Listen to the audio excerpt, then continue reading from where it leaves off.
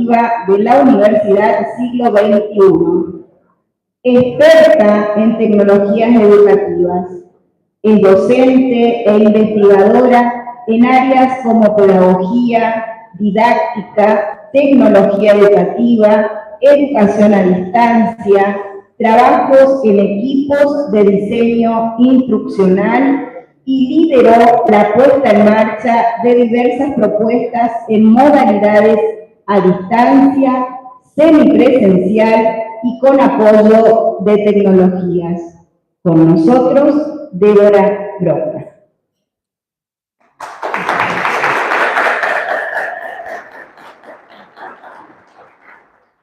¿Funciona? No. Buen día, ¿cómo están todos? Ahí estamos. ¿Se usa el micrófono? No, no funciona. Está en control, ahí está. Era darlo vuelta. Bueno, buenos días a todos. Gracias a las autoridades, Guillermo, a todos los profes que desde allá me están mimando. La verdad que me dan muchas ganas de volver a Eloy, a su esposa, por conocerlo, por compartir un ratito de la historia de esta institución con nosotros y de la historia que tienen ahora. Antes de comenzar, lo que quiero plantear es, y esto ya es como pedagoga que uno es, sobre todas las cosas, entender que esta institución no solamente forma académicamente, sino que acá hay toda una comunidad que da vuelta, una familia, ¿sí? Que es lo que buscamos normalmente en los institutos superiores. No siempre se logra, yo en Córdoba hay muchos, y hay una contención muy grande, hay un trabajo donde ayer estuve con algunos de los estudiantes trabajando en un taller y se nota este sentimiento de pertenencia. Entonces, eso me desafía muchísimo y no va a andar. Ahí está. No, no funciona. Se me volvió a parar. Ahí está, creo. Nos vamos acá. Bueno, eso me desafía muchísimo. ¿Se me escucha o no? Más o menos. Los del fondo no sé. No, vamos a tener que esperar el micrófono.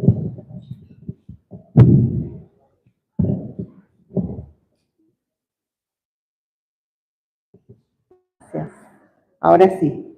Me desafía muchísimo a repensar lo que voy a exponer hoy. Claramente, como decía Guillermo, no voy a traer soluciones ni recetas mágicas, porque lo magnífico de la educación es que no existan, pero sí algunas ideas para que podamos ir pensando, ¿no? Teniendo en cuenta, como decían recién las autoridades del Ministerio, el doctor, que en Argentina hay una política muy fuerte sobre la alfabetización y sobre el uso de las tecnologías emergentes, ¿no? En este caso la inteligencia artificial, que es la que más nos atraviesa, pero no sabemos qué va a pasar de acá a un par de años, básicamente. Entonces, eso es lo importante. ¿Querés pasarla a la siguiente? Esto de... Bueno, para iniciar no voy a decir nada nuevo, en realidad era como poner un contexto compartido de saberes, de dónde vamos a estar parando. En realidad, cuando hablamos de alfabetizar, estamos hablando, como dijeron muchas oportunidades, más que de leer y escribir, sino de comprender.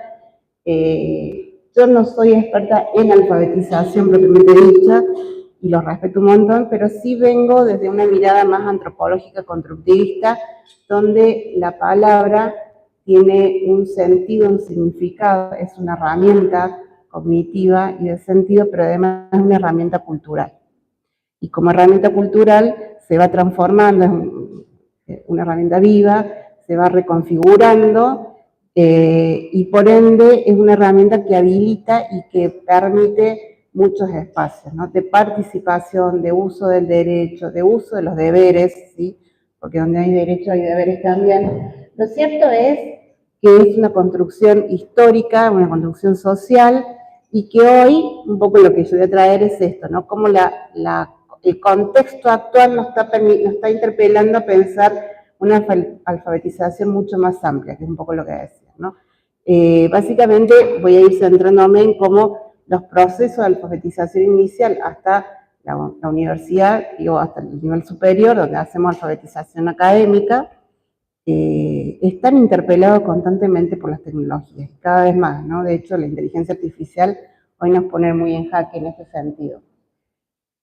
Pero como herramienta de emancipación, es una herramienta que permite participación, ¿no? Participación política, participación ciudadana, participación social, ¿sí? Y en ese sentido las tecnologías necesitan que estemos alfabetizados en un doble sentido para poder participar plenamente de todos los espacios ciudadanos y cuidados y el ejercicio del derecho sobre todas las cosas. Entonces, ese es más o menos del punto de partida donde yo voy a trabajar el tema de la alfabetización y su relación con las tecnologías, ¿no?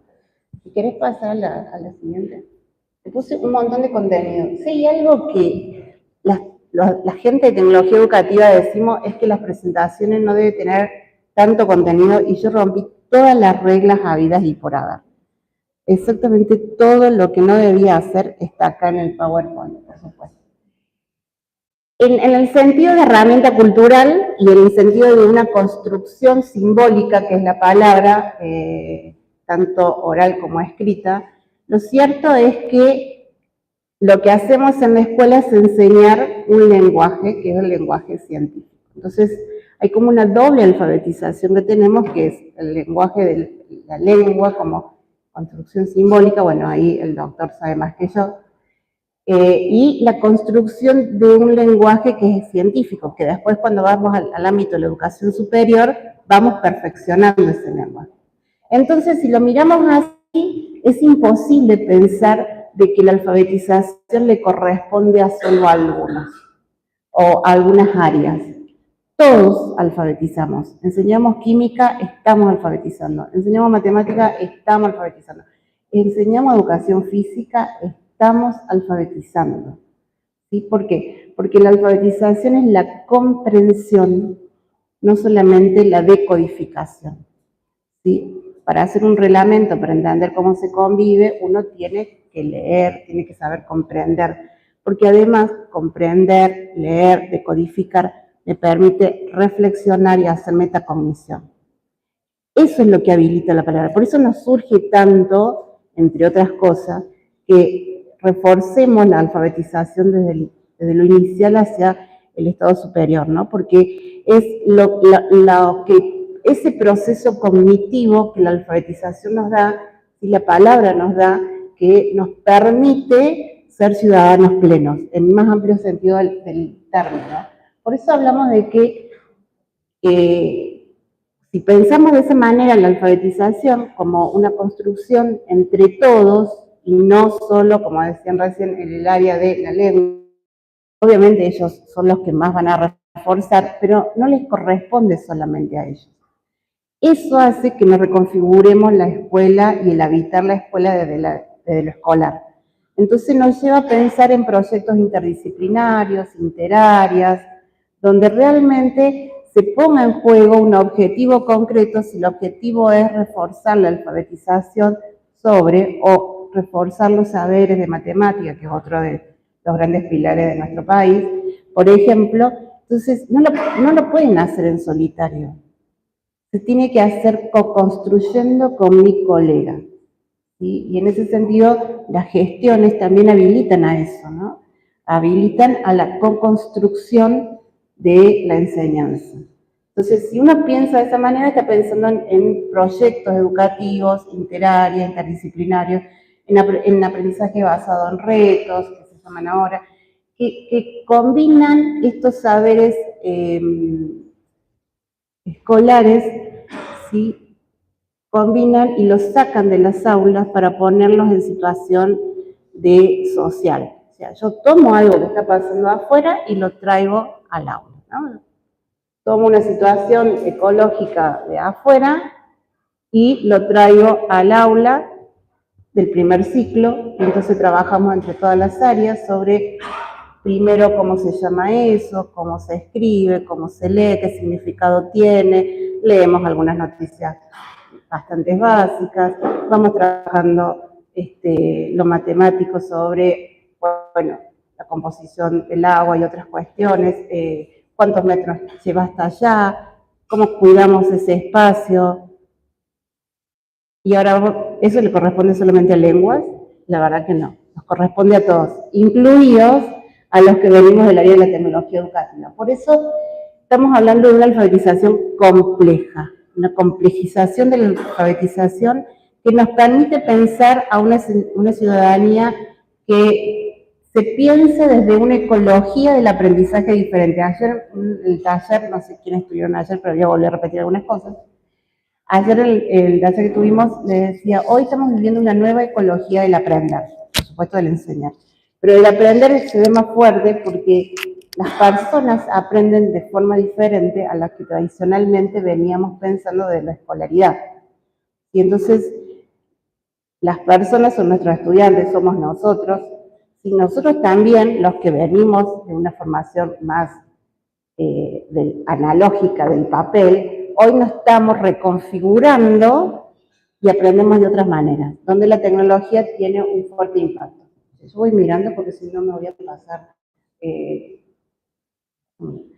Si quieren ir preguntando a ustedes, yo si no parezco que estoy hablando como loca mala sola, y no está bueno. Bueno, ¿qué pasa cuando, ahora sí, ya lo mío, qué pasa cuando entra a jugar, hasta recién estuve en un terreno así medio, yo no soy, como les decía, no soy experta en alfabetización, sí en alfabetización digital, ¿no? ¿Qué pasa cuando empiezan a irrumpir las tecnologías directa o indirectamente? ¿Sí?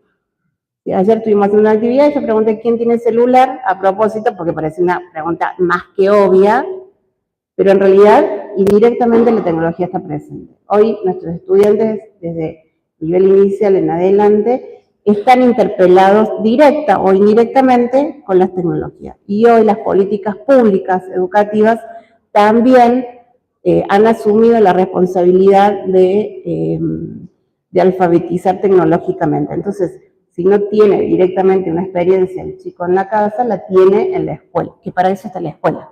Si por lo menos en nuestro sistema educativo, la escuela está para darnos experiencias que podamos o no tener fuera de la escuela. Y ese es uno de los grandes pilares de nuestro sistema educativo. Entonces, hablamos de que hay transformaciones en la alfabetización. Transformaciones que van desde lo tecnológico, ¿sí? Hablamos de lo analógico, el libro, el texto, a lo digital, ¿sí? El hipertexto, las páginas web, las redes sociales, estoy hablando también de, por ejemplo, WhatsApp, que se considera hoy en día una red social.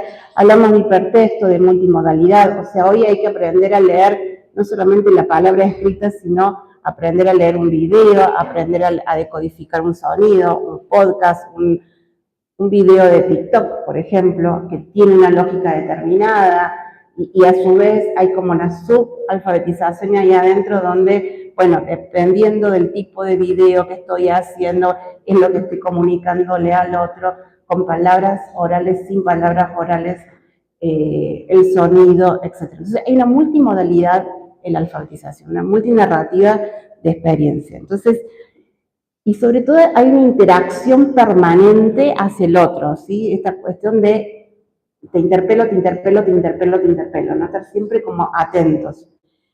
Yo no quiero caer en esto de está bueno, está mal, porque lo cierto es que está. Entonces, si está, lo que tenemos que hacer, en vez de decir esto es malo o esto es correcto, es plantear qué hacemos con eso que está, pedagógicamente, ¿no? Que es nuestro deber como educadores. Pedagógicamente, ¿qué hacemos con eso? Entonces, estamos hablando de nuevas formas de escribir también.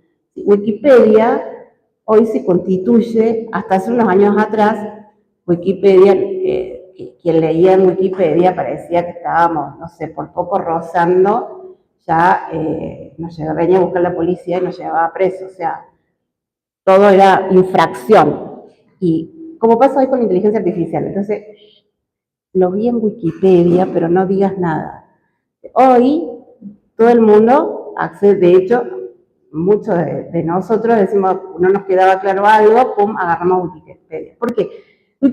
Wikipedia se constituye en una construcción colectiva de escritura. ¿Sí? Es la mayor red colaborativa de escritura.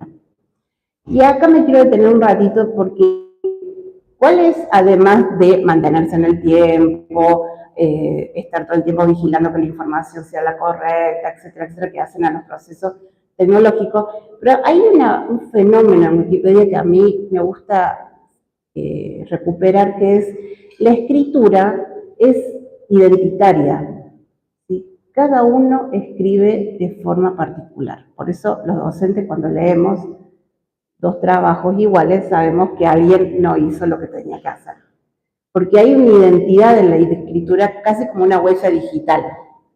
¿Sí? Entonces, cuando esa huella digital se tiene que construir con el otro, empiezo a negociar significados, sentidos, saberes.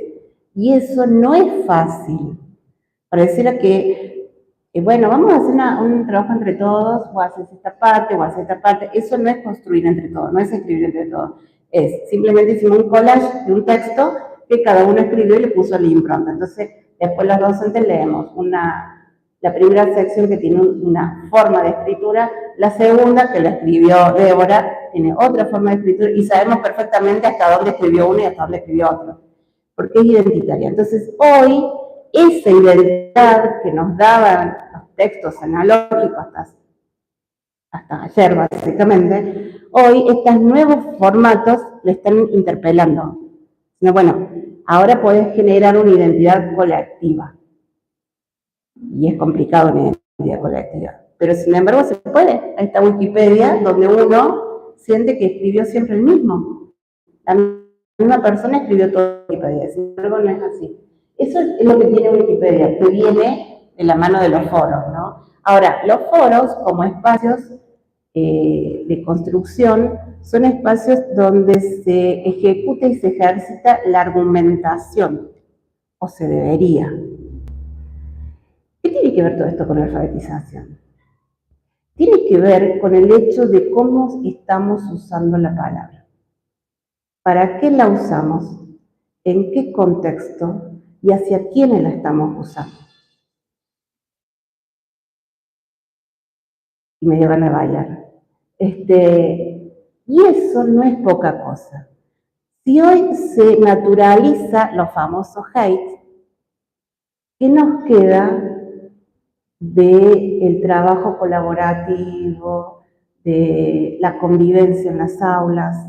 Si está bien tratar mal al otro a través de la palabra. Por eso tiene que ver esto, aprender qué se debe escribir y qué no se debe escribir, qué se debe decir y qué no se debe decir, y en qué momento en los espacios tecnológicos es cuidarnos. Y enseñar a nuestros estudiantes a cuidarse tiene que ver con eso. ¿Sí? ¿Hasta dónde llegamos en esta ciudadanía mundial? Porque sigo insistiendo, la escuela está para construir ciudadanos, para constituirnos ciudadanos.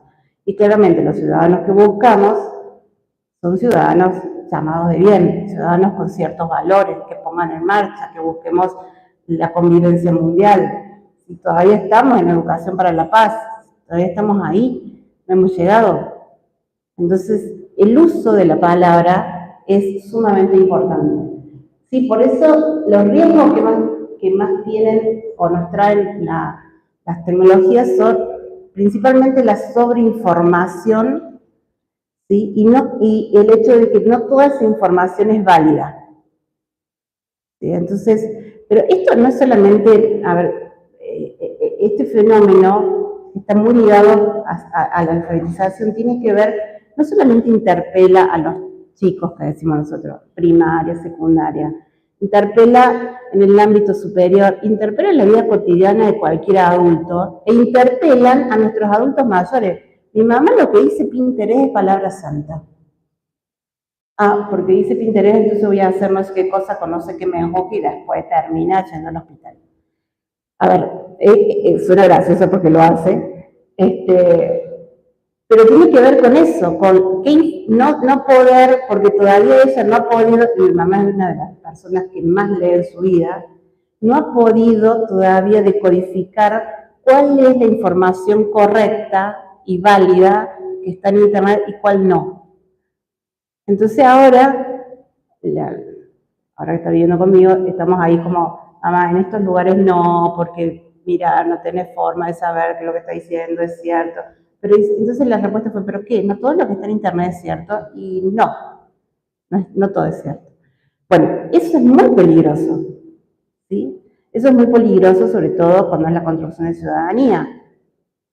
Cuando estamos pensando en una ciudadanía que se mueve a través de las redes sociales, ¿sí? Campañas políticas, movimientos, por ejemplo, el movimiento de Ni Una Menos nació en redes sociales, un movimiento político que nace en las redes sociales y hoy tiene un impacto mundial. Y nació a través de Facebook, ¿sí? Entonces, son espacios de construcción ciudadana, son espacios para la participación ciudadana, pero también son espacios para la mentira y son espacios para generar daño. ¿Y qué hace que evitemos eso? Nada más ni nada menos que un proceso de alfabetización consciente. Esa es la importancia, porque todavía las tecnologías tienen mucho de la palabra escrita, ¿sí? Pero cuando a eso lo combinamos con la oralidad, con el sonido, con las imágenes, nuestras alfabetizaciones son más complejas y por supuesto estamos preparando mejores ciudadanos, más críticos, más emancipados. Por eso cuando hablamos de la alfabetización digital, una forma, voy a ver si lo tengo por acá para no leerla así, una forma de definirla es como el conjunto integrado de conocimientos, habilidades, actitudes que permiten acceder a la información, evaluarla con criterio, producir mensajes multimodales y participar en comunidades en línea de forma segura y responsable. Dice todo. Básicamente, hasta antes de lo multimodal es la definición de la alfabetización común y corriente, digamos. Conjunto integrado de conocimientos, herramientas, habilidades y aptitudes. ¿Para qué? Primero, para evaluar lo que decíamos recién, cuál es la información correcta de la que no es, y para producir nosotros, porque además somos productores de saberes, cuál es la información correcta o no. Esto tiene que ver con lo ético, con los valores, ¿sí? Entonces, alfabetizar digitalmente implica concientizar que la información que estamos subiendo a las redes sociales o a la web, ¿sí? Impacta en la vida de las personas, en otras vidas. Voy a poner un ejemplo concreto. Hoy se habla de la inteligencia artificial. Y lo primero que salta es el sesgo de la inteligencia artificial, y es cierto, ¿no? O sea, hay un sesgo muy fuerte, hegemónico de la inteligencia artificial. Ahora, la inteligencia artificial, la que usamos lo común de los mortales, es la inteligencia, se llama inteligencia generativa, que significa que va generando base de datos que nosotros llamamos información, o que es con lo que piensa la inteligencia artificial, digamos así, la base de datos de información. Eso no está acabado, no está cerrado en un lugar y nadie más lo puede tocar. No, cada vez que nosotros interactuamos con la inteligencia artificial, estamos sumando datos a esa base de datos. Y entonces todos estudiamos que Girós y Paulo Freire nos proponían emanciparnos, ser resistentes. ¿Y qué tiene que ver todo eso con la inteligencia artificial? Bueno, tiene que ver con que si la miramos de este lado, donde decimos, sí, hay un sesgo, pero también hay un espacio donde yo puedo hacer una contrahegemonía de ese sesgo. En la medida en que yo más la use y genere más información certera, correcta, ética, estoy equilibrando, aportando al equilibrio de ese sesgo. Entonces, cuando otra persona utiliza la inteligencia artificial, sí, porque en realidad todas las inteligencias artificiales parten de la misma base de datos, la diferencia está en cuánto, la velocidad de procesar esos datos y qué tipo de datos, esa es la diferencia entre todas las inteligencias artificiales. Pero el cúmulo de la base de datos es la misma, ¿sí?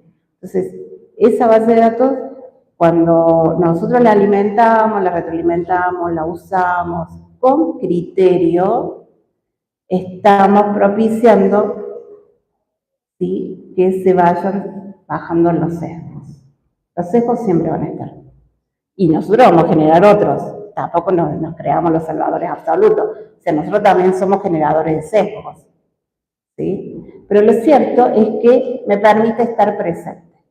Y estar presente es participación. Y participación es ciudadanía. Ahora, si yo lo uso de forma irresponsable, pasa todo lo que está pasando hoy, que aparecen en las noticias, ¿sí? El mal uso de la inteligencia artificial, entre otras cosas. El mal uso de los... O sea, a ver, el ciberbullying, el acoso cibernético, tiene que ver con el mal uso de la palabra, de los criterios. Criterios que se logran a través de una alfabetización. El aprender a leer y escribir y comprender la decodificación nos permiten tener procesos metacognitivos de reflexión. Y son esos procesos los que necesitamos para cuidarnos en los espacios virtuales y para enseñar a cuidar a nuestros estudiantes en esos espacios virtuales. Pero para eso, uno, docente, y esto sí es una interpelación que desde la tecnología educativa siempre hago, uno es el que tiene que experimentar eso. Y uno tiene que entender cuáles son los límites que va poniendo. ¿Sí? Yo no puedo hablar de algo que no conozco. Puedo no ser experta, ¿sí? Pero tengo que conocer cómo funciona. Por eso hoy una de las políticas públicas educativas tienen que ver con formar en inteligencia artificial, que va a la par, fíjense, va a la par de la alfabetización y del uso de la matemática, ¿no? Va a la par, porque no pueden separarse. Porque ahí está el eje central del uso ciudadano, ¿sí? Entonces, hablamos de que esta multimodalidad nos permite ir pensando distintos instrumentos, distintas dimensiones. Otra dimensión que tiene que ver es con el uso seguro de la inteligencia artificial y responsable. Cada vez que nosotros generamos algo en Internet, dejamos una huella digital que no se borra. Mandamos una foto, hacemos un video, y ponemos un comentario que después nosotros creemos que lo borramos, es otra cosa, pero eso no se borra. Eso queda, ¿sí? Y lo cierto es que cada vez más el sector laboral está usando esa huella digital para ir definiendo a quienes toman entre sus colaboradores. Esto parece como de ciencia ficción, pero lo cierto es que hasta la pyme más chica utiliza un software que permite, cuando ustedes presentan un currículum, ir definiendo ese software, se pone una inteligencia artificial y esa inteligencia artificial busca huellas digitales. Así que si alguno hizo una tontera y la publicó, porque hacerla no pasa nada, pero encima si la publicó, por eso las fotos de los menores de edad no se deberían subir. ¿Sí? Primero porque es menor de edad, porque hay que cuidar de los acosadores y lo que ya sabemos, pero sino también porque el día de mañana esa persona va a crecer y nosotros le estamos generando una huella digital que no quería tener y que de alguna manera puede entorpecer su crecimiento. Entonces, conocer eso es fundamental para la alfabetización digital. ¿Sí? Entender que se tiene que usar con criterios, pero nos tenemos que cuidar. Primero nosotros, si la mayoría usamos redes sociales y estar en ejercicio, entonces nos empecemos a cuidar nosotros para después enseñar a cuidar a nuestros estudiantes. Eso es fundamental. Por eso hablamos de que la alfabetización digital implica generar una línea de forma segura y responsable del uso de las tecnologías, ¿no? Y lo cierto es que todo esto nos lleva a pensarnos en una mirada mucho más macro del uso de la tecnología. ¿Puedes pasar la siguiente? Vamos a la siguiente. Ahí estamos. Como decíamos recién, ¿no? Entonces, estamos hablando de la ciudadanía digital nos habilita a la participación, ¿sí? La participación ciudadana cívica. ¿Sí? Hoy más que nunca, quienes usan TikTok sobre todo, saben perfectamente que cualquier cosa que uno hace pareciera que fuera o de Boca o de River. O sea, estás a favor o en contra de algo. Todo se relativiza y además todo se impugna. Entonces hay que ser consciente de esa realidad, por eso ver de qué manera uno tiene que generar una participación informada y responsable. ¿Sí? Porque lo digital es la esfera pública, lo digital no es privado. No existe la privacidad en lo digital. ¿Sí? No, porque yo tengo mi Instagram cerrado y nadie me ve. No, es público, porque sí hay una empresa que lo ve, una base de datos, es la esfera pública. Entonces, nuestros estudiantes están siendo interpelados con eso. Hoy tenemos uno de los fenómenos más grandes en Argentina del uso de las apuestas virtuales, donde se ha detectado que chicos de 8 años apuestan y son lo que se llama cajeros virtuales. Estamos hablando de escuelas públicas que uno diría, pero bueno, sí, van, trabajan, llevan un poco para su casa y el otro lo apuestan digitalmente. Entonces, eso estamos hablando del uso informado. Cuando hablamos de alfabetización digital es hablar también de esto, de este cuidado. ¿Sí? Y entender que como esfera pública es una esfera comunitaria. Y con con todos los riesgos que implica lo público. O sea, ¿quién de ustedes andaría en una ciudad, en un barrio peligroso a la 1 de la mañana solo? Con el celular en la mano. Quienes vivimos en ciudades grandes, más grandes en realidad, sabemos que hay determinada hora, es más, hay determinada hora tipo siesta, donde no hay nadie, donde ni salgas porque te van a arrastrar y nadie va a salir a rescatarte. Bueno, lo mismo pasa en Internet, sin embargo en Internet andamos libremente mostrándonos como si nada pasara en la vida. Esa es la cuestión de la ciudadanía digital, ¿no? Entender que hay que usarla responsablemente. Pero veamos lo bueno. Lo bueno es que es un espacio de inclusión. Es un espacio donde, si nosotros enseñamos la participación, incluye. Hoy las tecnologías nos permiten incluir a las personas. Hoy las aplicaciones, esta alfabetización multimodal, esta forma de expresarnos en distintos formatos, permite que cada uno, de acuerdo a su proceso de aprendizaje y su forma de expresar y sus potencialidades y limitaciones, pueda comunicarse con un otro a través de este medio. ¿Sí? Hoy permiten, en cierta forma, la inclusión. Cuando las usamos como herramientas pedagógicas en el aula. ¿Sí? ¿Y qué significa usarlas pedagógicamente en el aula? Significa que el fin en sí mismo no sea la tecnología. O sea, usar una tablet no es vamos a hacer esta clase para usar la tablet. No, vamos a usar la tablet porque la tablet es lo que me lo permite. Si la tablet entorpece, entonces se irá, usaremos otra cosa. Usaremos el afiche, usaremos... ¿sí? Pero ese es el fin pedagógico. Ahora, cuando usemos la tablet, entonces sí hay que decir todo esto. Hay que tener cuidado sobre esto, hay que mirar aquello, escuchar lo que nuestros estudiantes están diciendo, qué hacen en el entorno familiar. ¿Sí? Una de las cosas que sabemos nosotros los docentes es que tenemos que estar atentos a, bueno, qué está pasando en el entorno, sobre todo en el nivel inicial y primario, qué está pasando en el entorno familiar para detectar determinadas situaciones. Y uno que busca, bueno, violencia, familia disfuncional.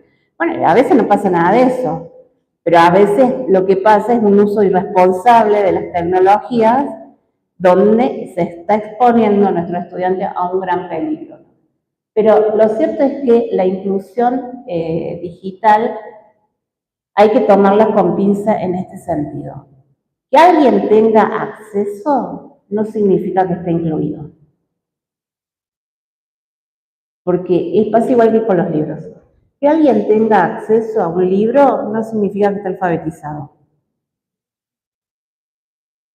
Que alguien tenga acceso a Internet o a la tecnología no significa que esté alfabetizado digitalmente.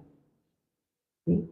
No es el acceso lo que garantiza, el acceso es el primer paso, si se quiere. Lo que garantiza es lo que enseñamos con respecto a eso. Y eso es fundamental para los docentes. O sea, entender que nuestra responsabilidad es enseñar holísticamente la alfabetización, en su sentido más amplio, entre todas sus variables, desde el lugar que me toque. Y acá, después de esto, me parece que una de las cuestiones más importantes es entender que uno tiene que pensar el ecosistema escolar como eso, como un ecosistema donde entre todos aportamos a. Ah, no, bueno, pero yo no sé mucho de eso. Bueno, trabaja con un par que sabe, como hacemos con los chicos. Y aprender a trabajar colaborativamente, colectivamente, co-construyendo, ¿no? Eso le pedimos a los estudiantes, hasta que nosotros llegamos al aula, pasa, a ver, en el nivel superior nos pasa un montón, ¿no? Llegamos acá, nos vamos, sobre todo en la universidad. Y pasa en el secundario, nuestro secundario es un secundario en Argentina, un secundario donde los docentes van y vienen, no siempre tienen garantizado la cantidad de horas que uno quisiera en una institución, bueno, y eso va generando ciertos quiebres. Y además del hecho de que no todos los docentes en el secundario tienen formación docente, ¿sí? Si bien hay una política pública nacional que está impactando en todo el país de reconvertir eso, y me parece fantástico, pero lo cierto es que todavía tenemos docentes en ejercicio que no tienen la plena formación docente. Y tenemos que vivir y construir con ellos. Entonces, quienes sí lo tenemos, nos obligamos a trabajar. Estamos en una obligación moral de trabajar, de co-construir. Entonces, ¿qué estamos buscando? La alfabetización nos obliga a buscar y seleccionar información con criterios claros. Primero nosotros. Si nosotros no sabemos buscar información en Internet, no podemos enseñar a buscar información en Internet. Si nosotros no podemos detectar qué es una fake news, no podemos enseñar qué es una fake news. Y entonces, cualquier video con inteligencia artificial engaña a cualquier persona, que es un poco lo que está pasando, ¿no? Hoy en día. Entonces, esos son los riesgos de la alfabetización si no se produce. Citar, licenciar, sintetizar. Hoy, si se hace con inteligencia artificial, se cita. Ah, no, pero yo lo hice, perfecto. Pero se cita.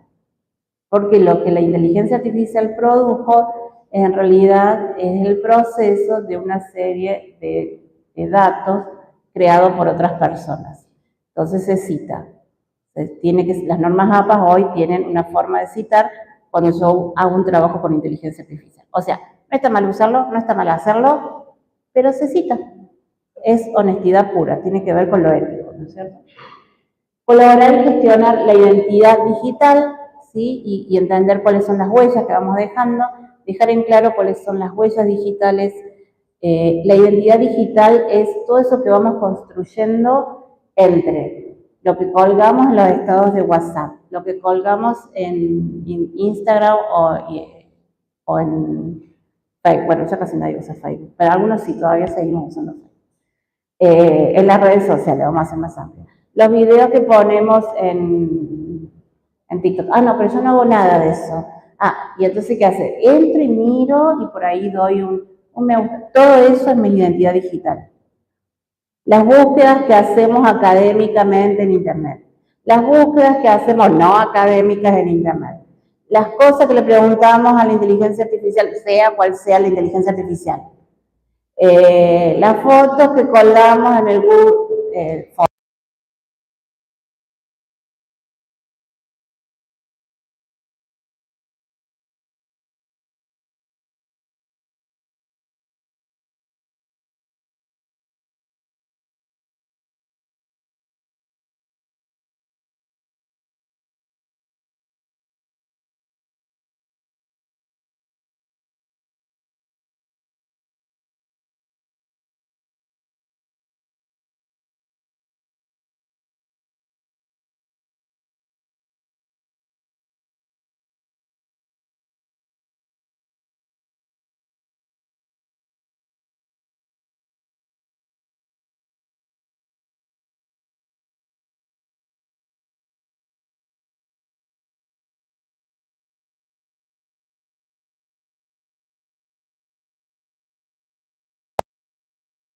identidad digital está por la identidad de uno está por ahí, está ante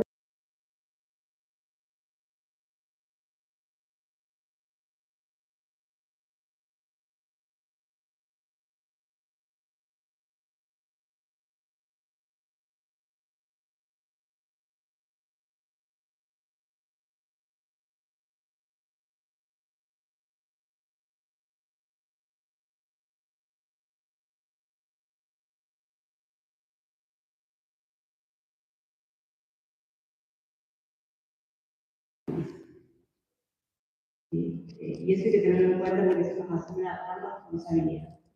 Y argumentar que por la profesionalización digital tiene que ver con esto, con entender que estamos hablando de datos, los datos no tienen personalidad, los algoritmos no tienen personalidad. El hecho de que el ChatGPT me diga, hola Débora, ¿cómo estás? Perfecto, ahora te voy a tirar una presentación para que puedas llevar al tercer congreso y te quedes bien y puedas exponer correctamente sobre ciudadanía digital. Eso no significa que tenga vida.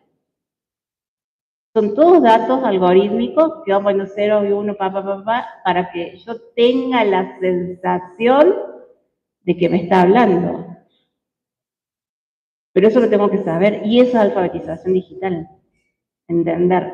Yo ayer les decía a los chicos que estaban en el taller que recomiendo que entren en la UNESCO. La UNESCO tiene varios dossiers sobre inteligencia artificial. Hay uno en particular que es el primero que generó sobre cómo la inteligencia artificial y la alfabetización en inteligencia artificial permitía acompañar el desarrollo del ODS 4, que es educación de calidad para todos. Está muy bueno porque hace una segmentación de uso, es decir, bueno, tenemos inteligencia artificial para, enseñamos para, con o desde. Si se las dejo como tarea, para que lo puedan buscar, busquen en la UNESCO, tiene varios dossiers, de hecho tiene para todos los niveles de escolaridad, ¿sí? Y está muy bueno lo que van planteando. Yo siempre lo pongo como punto de partida para después empezar a buscar en otros lados. Pero tiene que ver con entender, cuando hablamos de alfabetización digital estamos hablando no solamente de leer, escribir y componer, sino de entender cómo funciona. Porque para escribir, lo que están haciendo las chicas acá, allá, tienen que saber cómo funciona el lenguaje, qué simboliza cada cosa, qué significa cada palabra, en qué contexto lo estoy usando. Bueno, entender cómo funciona algorítmicamente, o el algoritmo cómo funciona, es alfabetizar tecnológicamente, hacer a la ciudadanía digital. ¿Tengo que ser programador? No. Simplemente tengo que entender cómo funciona, para poder enseñar cómo funciona, para sacar sesgos, creencias y mitos. ¿Sí? Creencias que no vale la pena. Creo que hay una más, me parece. Yo ya me había olvidado. Ah, la última. Y algunas cuestiones que me parece que está bueno. Estoy así con el tiempo, no se pueden quejar. Normalmente me paso. Algunas cuestiones que me gusta como resaltar, digo, que a mí personalmente lo que quería que se llevaran de esta conferencia, porque no es charla, es, primero, incluir un objeto de alfabetización en todas las planificaciones. ¿Sí? Estoy enseñando química, ay, sonaron las chicas de química.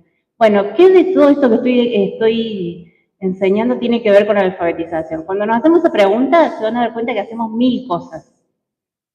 O sea, esto que yo les digo, el primer reto es incluir un elemento, no, mentira, ustedes incluyen 20. La idea es que tomen conciencia de eso, ¿sí? Y ahí van a poder entender cómo puedo trabajar con mi par de otra disciplina.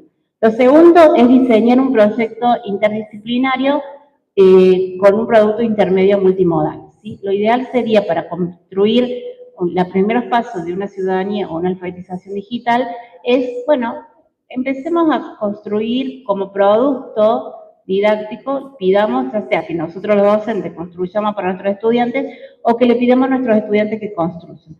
Pero lo ideal sería interdisciplinariamente, porque la vida es así. Si no andamos por la vida mirando las cuestiones de ciencias naturales y por la vida las cuestiones de las matemáticas, no, hacemos todo juntos, o sea, todo está mezclado y esa es la vida cotidiana. Y lo tercero, que me parece muy interesante, es que las instituciones puedan quizás generar rúbricas o algún tipo de proyecto donde pues, se pueda pensar, bueno, ¿cuál sería nuestro proyecto institucional sobre ciudadanía digital? ¿Sí? ¿Qué podemos hacer este año sobre ciudadanía digital? Y después, que es un ejercicio que hacemos muy poco, ver si los logramos. Nosotros somos muy buenos evaluando a nuestros estudiantes, pero después evaluando institucionalmente cómo estuvimos todo el año y tratamos de que no pase nada porque no llegamos ni a la cuarta parte. No, sí llegamos, pero está bueno usar, por eso hablo de rúbricas, porque la rúbrica me permite decir, lo logré, no lo logré, lo logré a medias, esto quedó para el año que viene, esto tuvo más impacto y por eso nos detuvimos acá, bueno, entonces lo vamos a recambiar. Digo, generar proyectos institucionales donde se pueda de alguna manera mostrar las evidencias de ese impacto es sumamente importante a nivel institucional, para ir pensando una ciudadanía digital. Y este es el último. Así que bueno, nada, eso era un poquito lo que quería traer hoy, mostrar de que, no sé si quedó claro, la idea es, la alfabetización es importante cuando se la piensa de una manera holística, ¿sí? Cuando se la piensa en la construcción con el otro, cuando se piensa que es un compromiso de todos y cada uno de los que habitamos la escuela. Es un compromiso que nos interpela todavía a nosotros quienes estamos formados, porque necesitamos seguir alfabetizándonos en otras cosas.